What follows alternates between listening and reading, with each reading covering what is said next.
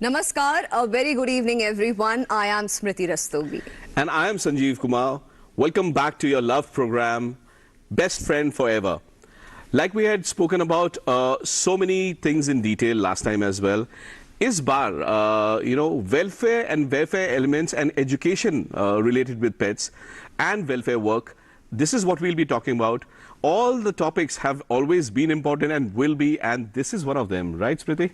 बिल्कुल संजीव, हमेशा की तरह कुछ नया लेकर आपके सामने हम हाजिर हुए हैं, प्रस्तुत हुए हैं और आज हम बात कर रहे हैं एनिमल वेलफेयर एजुकेशन के बारे में, which is one of the very important element of human education.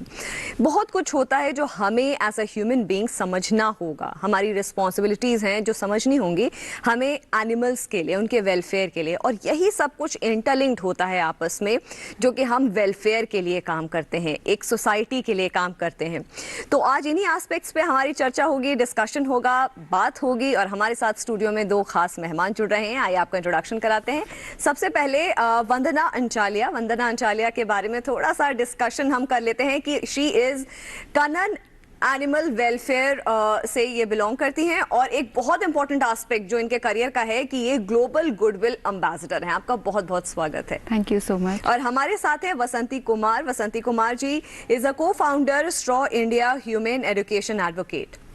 आपका भी बहुत बहुत स्वागत है। Thank you. और हमेशा की तरह एक बहुत ही इंटरेस्टिंग जो पार्ट होता है कि हम न केवल एनिमल्स के बारे में बात करते हैं बल्कि उनको हम यहाँ पर लेकर के भी आते हैं। संजीव, आज भी हमारे साथ ऐसे ही एक कंपेनियन है, उनको हम स्टेज पर बुला लेते हैं। बिल्कुल। आई थिंक टिंडा नाम आपने बताया था, तो टिंडा को हम स्टेज पे बुला लेते हैं। बहुत ही interesting and funny name, but very interesting. ये नाम किसे पड़ा? सो जो इनकी रेस्क्यूअर थी, जब उन्होंने हमें beautiful girl over there. Yes, she is indeed very beautiful. In fact इसकी डॉटर भी हमारे पास है। उसका नाम है Tamatar, so they are like Tinda and Tamatar. तो हमने बहुत कोशिश किया इसको लीला नाम चेंज करने का, but she never listen to Leena, तो we had to keep it to Tinda and we think that suits her because she is very cute. So we chose her for the show because through this show we wanted to tell people ki how good senior dogs can be as companions. She's been at the shelter for last 6 years and we just hope that somebody sees her here and tells her that maybe she could be our forever pet at home. Right, so that was a thought behind it when we got her here. So very very nice, and she's already getting comfortable there. Yes, she's very comfortable with people, very talkative, very friendly, very good dog. जैसे कि वसंती जी, आज का जो हमारा topic है बहुत interesting है ये कि हम एनिमल वेलफेयर एजुकेशन की बात कर रहे हैं, तो आप इसके बारे में कुछ इलैबोरेट करके समझाना चाहेंगे? Human education is a topic which is not very common, not much heard of in India. जी. Though it is much more familiar in the other countries, we try to bring human education here so that it can, we can actually nurture this among the children. Right. What is humane education? Humane education nurtures compassion for animals and the environment. In fact, for all living beings. So it is such an important topic, especially in today's time, when there are accidents and people watch it and walk away. This one brings about a change in people, which allows them to actually become compassionate. आप welfare के लिए काम कर रहे हैं काफी समय से, कितना समय हो चुका है, and how has the journey been?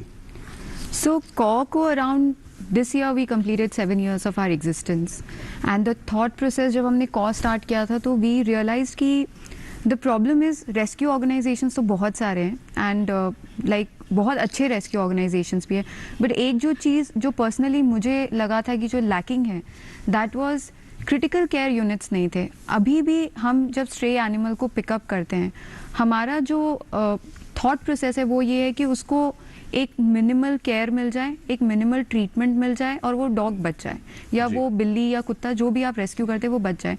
But जैसे ही आप कोई ख़राब केस देखेंगे, जैसे कि ब्रेन डैमेज है या स्कल में फ्रैक्चर्स है या कोई बहुत ज़्यादा अलग टाइप की या बहुत बड़ी बीमारी है, उस चीज़ पे रेस्क्यूज़ मुझे लगता है कि अभी तक उतना अग्रेसिवली वर्क नहीं करना चाहते, बिकॉज उसमें टाइम, उसमें पैसा, उसमें आपकी मेहनत बहुत ज़्यादा है। सो आई फील, और एक एक बहुत प्रैक्टिकली अगर आप सोचे, जिस कंट्री में millions and millions of stray dogs हैं, तो एक प्रायोरिटी भी होती है कि क्या हम 1 लाख रुपए एक स्ट्रे डॉग पे खर्च कर सकते हैं उसकी ब्रेन सर्जरी के लिए? सो मुझे वो गैप फिल करना था, बिकॉज अगर मैं इनको रेस्क्यू कर रही हूँ और अगर मुझे ये डिफ्रेंशिएट करना पड़े कि नहीं ये इलाज सस्ता है इसलिए मैं करा सकती हूँ और ये नहीं करा सकती बिकॉज ये स्ट्रे एनिमल है, तो फिर मेरे रेस्क्यू करने का कोई उस चीज का कोई फायदा नहीं है. So we wanted to fill that gap basically. जब से ये मुहिम शुरू करी है आपने, ये जो आप इस चीज में आपने इतनी मेहनत करी है, तब के माइंडसेट से अब के माइंडसेट में ये जो गैप है कहीं ना कहीं फुल जो ये गैप कम होता हुआ नजर आपको आया है? बिल्कुल. एंड आई थिंक ये कॉ जब स्टार्ट हुआ था, जब हम इनिशियली पोस्ट करते थे अपने बिल्स के बारे में, तो काफ़ी लोग अग्रेसिवली हमें ये भी कहते थे कि आपने क्या मजाक बना रखा है, 50,000 रुपए इकट्ठे कर रहे हो एक डॉग की सर्जरी के लिए. उन्हें, क्योंकि उन्होंने ऐसा देखा नहीं कि ट्रांसप्लांट हो रहा है और इतनी बड़ी सर्जरीज हो रही है, तो उन्हें लगता था कि मतलब एक डॉग के पीछे इतना पैसा क्यों लगा रहे हैं ये. बट आई थिंक जब हमारे वो मिरेकल केसेस होने शुरू हो गए जहाँ पे डॉग्स रिकवर हुए, फिर वो US कनाडा रीहोम हुए, तो एक लोगों का माइंडसेट चेंज हुआ. And that mindset is what we wanted to change, कि नो मैटर वो चाहे मेरे घर की डॉग हो चाहे वो मेरे शेल्टर की डॉग टिंडा हो, उसको उतना ही हक है फेयर ट्रीटमेंट का, उसको उतना ही हक है चाहे कितने भी पैसे लगे. She deserves the treatment that a normal dog और my pet dog deserves, and we have filled that gap. So Delhi NCR में जब कोई ऐसा बहुत क्रिटिकल केस होगा तो we are one of the most recommended NGOs and we take a lot of pride in that. How many pets have you been able to reallocate and get them adopted till now? So US and Canada we have done about 150 in the last 5-6 years. Yeah, that's really nice. क्योंकि हमारा जो rate of rescue is very low. Surgery वाले जो आपके जो animals होते हैं, जो डॉग्स होते हैं, उनको कितने लोग अडॉप्ट करने आते हैं? सो यही एक बहुत खूबसूरती है ओवरसीज अडॉप्शन की. इंडिया में जिन डॉग्स को जिनके पैर नहीं होते, हाथ नहीं होते, उनको एक तरीके से देखा जाता है कि क्या है, मतलब ये तो डिस्कार्डेड ट्रैश है एक तरीके से. नॉर्मल डॉग को लोग नहीं अडॉप्ट करना चाहते. हाथ पैर कटा हो तो मतलब लोगों को लगेगा ये तो बहुत ही अजीब चीज है. बट मैंने देखा है कि जब US एंड कनाडा में लोगों को एक अलग कंपैशन है इस चीज के लिए. Poor dog, he doesn't have a limb, he doesn't have doesn't have, there is a hole in the face or there is an eye missing. Empathy वाला जो एक अलग है, और जिसकी हम वही बात कर रहे हैं, जैसे मैम बता रही थी, it's about education. It's about education. Empathy जब तक नहीं होगी तब तक हम welfare, animal welfare की बात ही नहीं कर सकते हैं. बिल्कुल. Now parts and elements are available so that contraptions लगा के, and you can give a limb, you can give a leg to a pet also. And you would have been working on this aspect as well, or related elements? What we do is sowing seeds of compassion in little children. Right. So we work with school children mostly, and with college students, and we sow the seed of compassion in them. Right. Because it so happens that at many times at homes it's not really done. My parents are trying to be very careful with their children. जी. यहाँ मत जाओ, वहाँ मत जाओ, कुत्ता काटेगा. बिल्कुल. बहुत सही बोल रहे हैं. Black cat passing the way, things of that kind go on. Ji. So children are a little afraid. So we're trying to remove that kind of a situation. Try to tell them that you can make friends with the animals, with dogs, particularly because they are all around us. With cat, it doesn't matter if a cat crosses your path.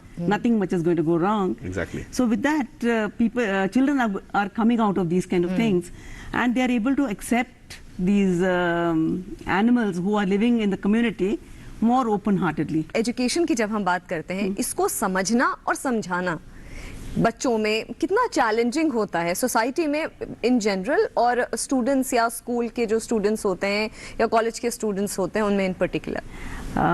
I would say that it is, since we deal with children, it's very easy.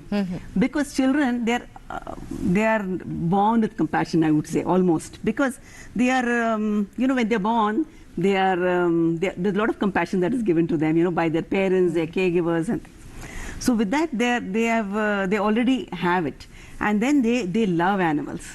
That's why you would have seen many parents taking their children out to the park, and they will say, "This is a doggy," or this is, say "Baba Bolo," and things like that.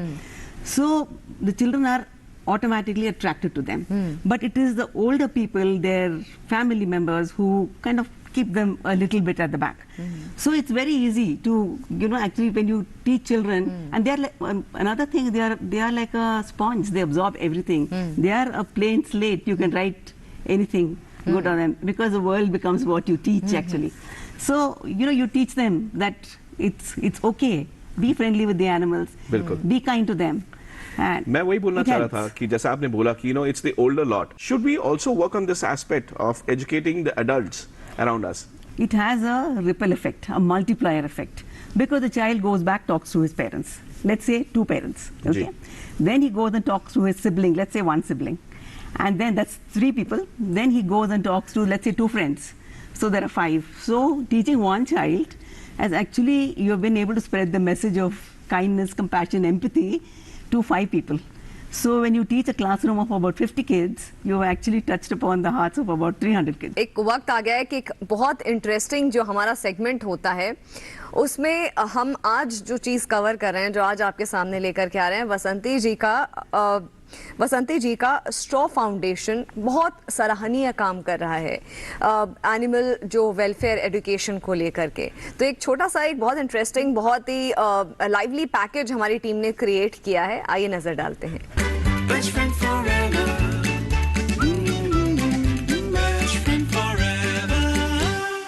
हमने फसल बीमा योजना को अधिक प्रभावी बनाया, उसके दायरे में ज्यादा किसानों को लाए।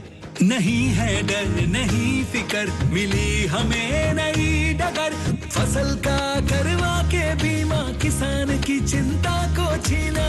आज ही प्रधानमंत्री फसल बीमा योजना से जुड़ें और निश्चिंत हो जाएं। कृषि एवं किसान कल्याण मंत्रालय, भारत सरकार।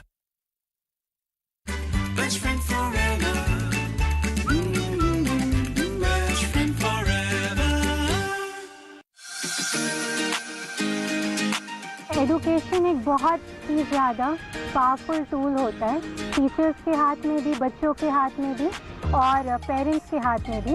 और एनिमल वेलफेयर एक बहुत ही इम्पॉर्टेंट टॉपिक है। तो हम जब इसको इंक्लूड करते हैं थ्रू एक्सपीरियंशियल एक्टिविटीज़, जिसमें बच्चे नॉट जस्ट सोच रहे होते हैं बट कर भी रहे होते हैं।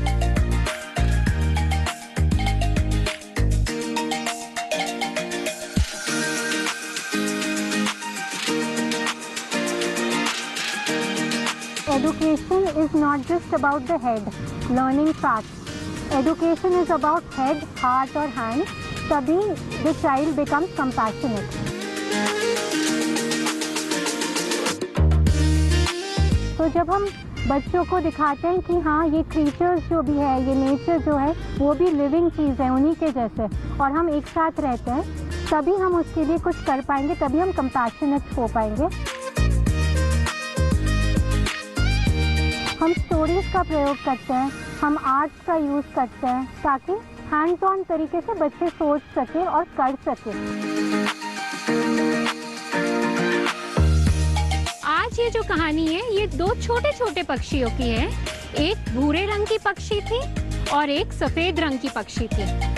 ये दोनों एक किसान के घर में रहते थे। तो वो जब थोड़े से बड़े हुए वो उनको मार्केट लेके चला गया। सफेद रंग की पक्षी को देख के सब ने कहा, अरे ये तो कितना सुंदर है, इसको हम खरीदते हैं करके उसकी बहुत मुंह मांगी दाम मिल गई। लेकिन जो भूरे रंग की पक्षी थी किसी ने उसको नहीं खरीदा। तो उसने क्या किया, उसको आजाद कर दिया।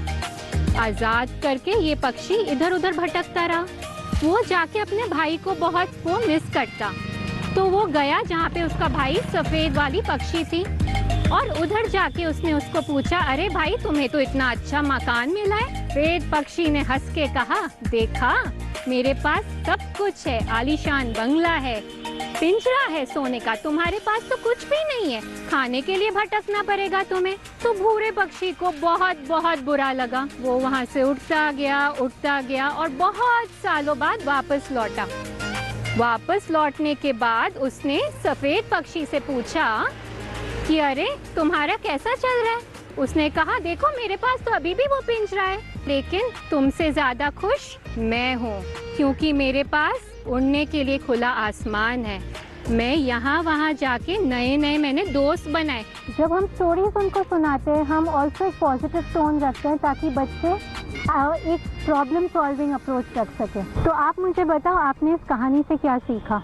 चिड़ियों का पंख इसीलिए तो मिलता है कि हम उड़ सकें खुली आसमान में कहीं भी जा सकें, और पिंजरे में रहने से तो हम मतलब कुछ भी नहीं देख पाते हैं, जैसे किसी का वो गुलाम बन जाता है, ऐसा हो जाता है। एनिमल क्रूएल्टी को उनको अवेयर कराना एक बहुत ज़रूरी चीज़ है, जो हम उनको स्टोरीज के माध्यम से कराते हैं। पिंजरे में अपना घोंसला बना सकती हैं क्या पक्षियाँ? नहीं मैम, बच्चे खुले मैदान में उड़ना चाहिए, वो अब उनको आज़ादी नहीं मिल पाएगी। In comparison to the difficulties that we face is basically this is not something that can be scored. These are values that are not in any report card, but these are in the report card of life. It is in the report card of future, and that is what makes people remember each other.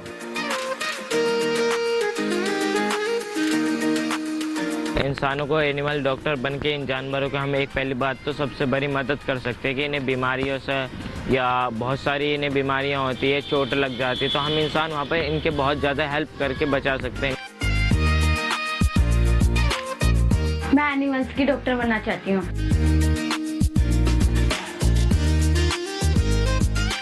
तो अभी हमने देखा कि किस तरह से वसंती जी जो लगातार एक मुहिम उन्होंने चलाई हुई है कि एम्पैथी क्रिएट करना बच्चों में, और न केवल तरह तरह के जो वेज हैं, जैसे कि स्टोरी टेलिंग हो गया, क्राफ्टिंग हो गया, उसके जरिए बच्चों में एक सेंस ऑफ रिस्पॉन्सिबिलिटी, एक सेंस ऑफ एम्पैथी क्रिएट करना, वाकई में दिस इज वेरी कमेंडेबल। वसंती जी, बाहर के कंट्रीज में एक्चुअली डिटेलिंग भी की जाती है कि कौन सा पेट किस फैमिली के पास जाना चाहिए, वो पेट के फैमिली जो वुड बी फैमिली है उनके रिसोर्सेज क्या हैं, उनके मीन्स क्या हैं, कितने लोग हैं, क्या वो केयर कर पाएंगे पेट के बारे में। So you know I mean this is the kind of detailing which should happen for each pet. I mean ऐसा आप करते हैं या इनकरेज करते हैं? बिल्कुल आपने सही कहा, जब हम अपने डॉग्स को भेजते हैं यूएस या Canada, there is a thorough process that we have to follow. उनकी प्रोफाइलिंग होती है, देन फैमिलीज मीटअप्स होते हैं, then everything is checked whether this dog is compatible. कई बार ऐसा होता है कि आप एक डॉग की फोटो देखते हैं और आपको लगता है ये डॉग मेरे लिए, बट मे बी वो डॉग आपके लिए नहीं है, क्योंकि उसकी लाइफस्टाइल और आपकी लाइफस्टाइल मैच नहीं करती एक दूसरे से। सो कई बार कई डिसीजंस हम बहुत इमोशनल होके लेते हैं, but that doesn't work out for both of you and it's a mess. So अगर आप ओवरसीज अडॉप्शन की बात करेंगे तो this is one of the major things which we really like about our partners. Do we have a follow-up cycle on it? Of course, we have partners who take care of all the follow-up. अगर किसी को dog से किसी family में गया और वो workout नहीं होता है किसी वजह से, so obviously the partners will take the dog back and try and rehome the dog again in the suitable family. So ये प्रोसेस फॉलो करना बहुत ज़रूरी है। अदरवाइज सी इंडिया में तो अभी भी इतने ज़्यादा लॉज नहीं है इन टर्म्स ऑफ कि अगर एक डॉग ने बाइट कर लिया या कुछ कर लिया, यही चीज़ अगर कनाडा यूएस में हो जाए कि डॉग ने गलती से बाइट कर लिया आपको किसी भी वजह से, तो it can even be cause of legal issue, so I think इसी बात से एक और बात जो आ रही है मेरे मन में, वसंती जी, कोविड-19 के टाइम पे ऐसी सिचुएशन बनी थी कि तमाम तरह के ऐसे मिथ्स लोगों के मन में आए थे कि ये जो ट्रांसमिशन हो रहा है वायरस का, ये एनिमल्स के थ्रू भी, हमारे पेट्स के थ्रू भी हो रहा है, तो अबैंडन कर दे रहे थे। तो ऐसे में जो एजुकेशन है, खासकर एनिमल वेलफेयर एजुकेशन, इसमें एक बहुत अहम भूमिका निभाती है। During the Covid time we moved on from in-person programs in schools to online programs. So then we used to talk to children through stories of kindness. That's how what we called it. Right. And then we used to talk to them about how you can go out and feed the dogs in your area, and talked about abandoned animals as well.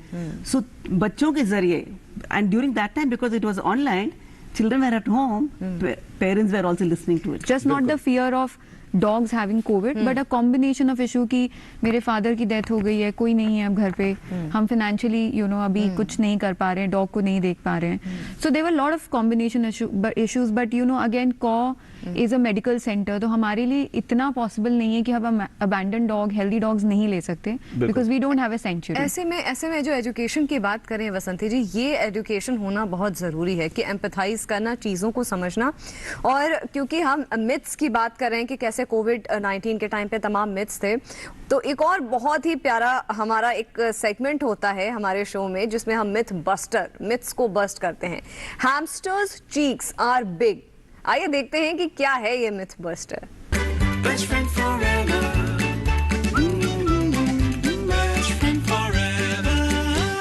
दुधारू पशु बन रहे हैं घातक बीमारी का निशाना, पशु के शरीर पर गांठे और तेज बुखार का आना, पड़ न जाए कहीं पशुपालकों को पछताना। क्यों जरूरी है बीमारी में सावधानी अपनाना? जानिए लंपी स्किन डिजीज के लक्षण और क्या है बचाव। कार्यक्रम अपना पशु चिकित्सक में इस रविवार शाम 6:30 बजे सिर्फ दूरदर्शन किसान पर।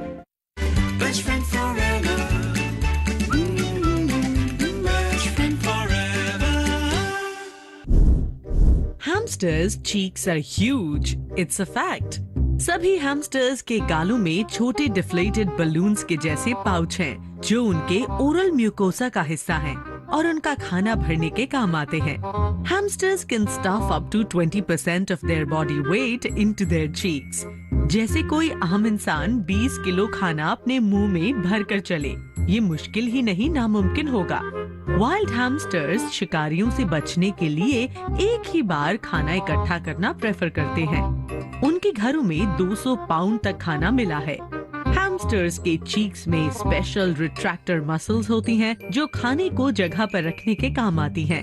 हैमस्टर्स कभी-कभी अपने बेबीज को भी अपनी इन अद्भुत चीक्स में छुपाते हैं और कुछ तो इनमें हवा भरकर स्विमिंग के समय इन्हें फ्लोटिंग डिवाइस की तरह इस्तेमाल करते हैं।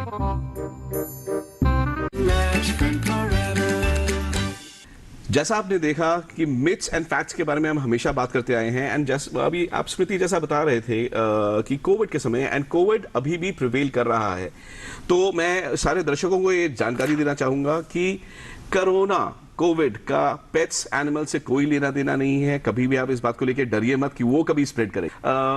आई गेस वसंती जी, क्योंकि शो खत्म करने का टाइम आ गया है, क्योंकि आप इतना अच्छा जो आप काम कर रहे हैं अपने पैकेज में भी हमने देखा कि किस तरीके से आपने विजुअली इतना कुछ करने की कोशिश कर रही है, और बच्चों में वो जो रिपल इफेक्ट जिसकी आप बात कर रही थी वो चीज दिखाई दे रहा है। क्या क्लोजिंग रिमार्क्स आएंगे एनिमल वेलफेयर एजुकेशन के? आप क्या कहना चाहेंगे हमारे दर्शकों से? I would like, through this platform, I would like to request maybe the government of Delhi, who's doing such a great job with the education. They have what is known as a happiness curriculum. They should include humane education as part of the curriculum. और मुझे लगता है जो important take Awez की हम अपने show में बात करते हैं, तो एक बहुत जरूरी टेक अवे आज के हमारे शो में ये रहा। फिलहाल नजर डालते हैं कि best pet of the week इस सप्ताह कौन रहा।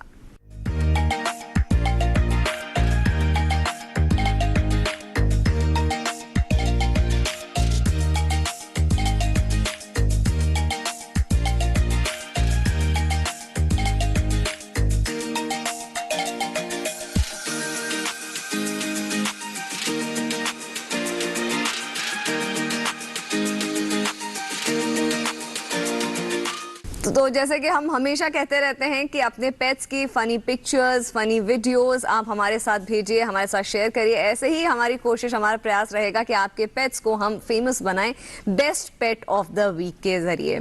फिलहाल वसंती जी बहुत बहुत धन्यवाद, वंदना बहुत बहुत धन्यवाद हमारे शो में आने के लिए, हमारे साथ जुड़ने के लिए। दर्शकों का तहे दिल से आभार, और यही कहूंगी कि आपकी कोई भी फीडबैक या सजेशन हमारे शो के लिए हो, आप हमें लिख सकते हैं। अपने पेट्स की फनी वीडियोस, पिक्चर्स हमें भेज सकते हैं। हमारा ईमेल आईडी है bestfriendforeverpets@gmail.com। एंड इसी के साथ it's time to wrap up the show, but we will be back and अगले हफ्ते आपके साथ हम बात करेंगे स्नैकिंग हैबिट्स एंड क्या देना चाहिए, नहीं देना चाहिए, खाने के बीच बीच में कुछ कुछ जो हम छोटी मोटी चीजें देते रहते हैं। We'll talk about all those things. Till then, live life, respect and love pets, best friend forever.